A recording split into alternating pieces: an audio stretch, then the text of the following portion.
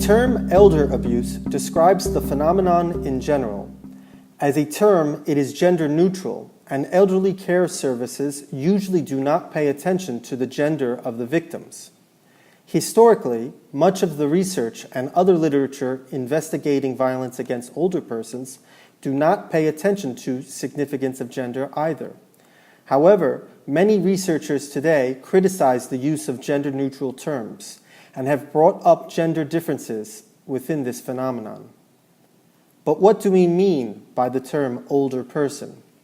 Although there are commonly used definitions of old age, there is no general agreement on the age at which a person becomes old. Most developed countries have accepted the age of 65 years as a definition of elderly or older person. This age is also many times associated with the age at which one can begin to receive pension benefits. However, age alone does not define when the phenomenon can be considered elder abuse. If, for example, a woman is a victim of intimate partner violence, does she change to be a victim of elder abuse just because she is over 65 years?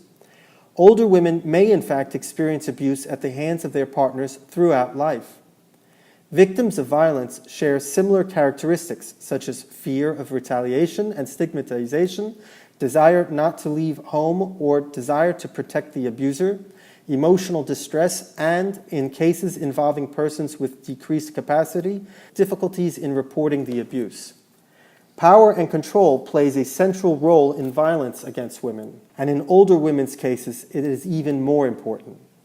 Discrimination against older women on the basis of age and gender can result in situations where they experience neglect, abuse, and violence. Violence against older persons has been historically considered as a social issue, but currently it is seen more and more as a population health issue. Regardless of the nature or type of abuse, it can lead to physical and mental health problems and decreased quality of life for older persons.